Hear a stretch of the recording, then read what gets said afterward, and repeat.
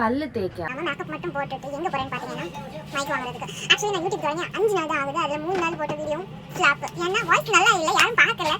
அதுல வந்து எனக்கு வயிறு வேற பசிக்குது. ஏன்னா நான் இப்ப எலும்பு உறங்கி வேற எழுதுனேன். சோ போற வழியிலேயே கொஞ்சம் சாப்பிட்டு வேற போலாம். நீங்க பல்லு வைக்காம சாப்பிடுறவங்களா இருந்தா கமெண்ட் பண்ணிட்டு போங்க, லைக் பண்ணிட்டு போங்க. பரவாயில்ல, ஆத்திர அவசரத்துக்கு இது ஒன்றும் தப்பு இல்லைன்னு நினைக்கிறேன். 3 ஷாப் வீட்டு பக்கத்துல ஒன்று இருக்கு. அதுல ஃபர்ஸ்ட் பார்ப்போம். அதுல இல்லைன்னா அது பக்கத்துல இன்னொரு ஷாப் இருக்கு. அதையும் பாப்போம். அப்படி இல்லைன்னா கொஞ்சம் தூரம் நடந்து போகணும். அதுல போய் பார்ப்போம். Let's go. என்னதான் கொஞ்சம் ஆட்டி போனா நான் அந்த சிக்னல்ல போய் நிக்க வேண்டியது. ஏன்னா இது நம்ம நடில எடுத்துல ஓடி போய் சாடுறதுக்கு இந்த இதுல சாடினா நான் விழுந்து கிடப்பேன். அடுத்த நேரம் கொண்டு என்ன ஹாஸ்பிட்டல்ல சேர்த்து விட வேண்டியதா. சரி எது எப்படியோ வாங்க போயிடும். அதுக்கப்புறம் சாயம் எடுத்து கிடச்சி ஹோட்டல் ரொம்ப கூட்டமா இருந்துச்சு. இவ்வளோ ஏற முடியல. வேர்த்துட்டேன். ஏன்னா இங்க எல்லாமே ஹியூமிடிட்டி ஹையா இருக்கு. ஸோ பக்கத்துல தான் கடை இருக்கு. போயிட்டு பார்த்துட்டு வந்துடும். அப்படி இல்லைன்னா அடுத்த கடைக்கு போகணும். என்னடா நான் போகும்போது தான் இது பண்ணி வருவீங்களா, வழியை விடுங்க பீத்திச்சிருக்கீங்களா, ரொம்ப கூட்டமா இருந்தா அதுக்கு இல்லை நான் ஒழுங்கு போய் பார்க்கும்போது 2 டைப்பான வயர்லெஸ் கேமரா இருக்கு. ஒன்று வந்து வயர்லெஸ், ஒன்று வந்து ஒயர் உள்ளது. நமக்கு இப்போ வந்து ஸ்டைல் உள்ளது தானே வேணும் அப்படின்னு சொல்லிட்டு வயர்லெஸ் வாங்கிட்டு அப்படியே போகும்போது சுற்றி பற்றி கிட்ட எல்லாம் இருந்தது. அதெல்லாம் பார்த்துட்டு ஆனால் ஒன்றுமே வாங்கல. ஏன்னா வாங்கி தரதுக்கு யாரும் இல்லை.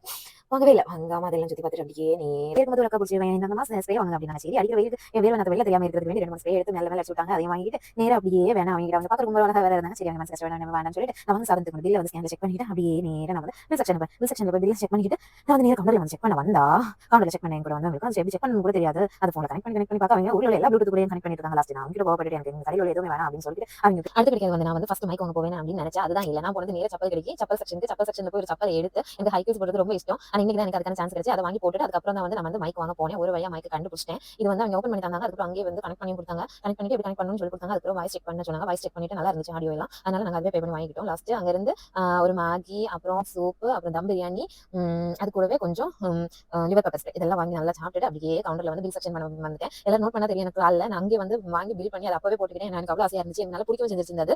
எது எப்படியோ ஒரு மைக் வாங்க போனேன். ஆனா மைக்கு வாங்கி அதுக்கு கூட நிறைய சாதனம் வாங்குறதுல அன்னைக்கு எனக்கு செலவானது மட்டும் 250 திரஹாம். நாட்டில் தெரியல கணக்கு கொடுங்க. ஒரு திரஹாம் வந்து 22.7. அப்ப எத்தனை வருது அப்படின்ட்டு 250 திரஹாமுக்கு இந்திய ரூபாயில எவ்வளவு வருது அப்படின்னு சொல்லிட்டு கணக்கு பார்த்து கமெண்ட்ல சொல்லுங்க. பாய், டேக் கேர். பிடிச்சிருந்தா லைக் பண்ணி ஷேர் பண்ணி கமெண்ட் பண்ணுங்க. பாய்.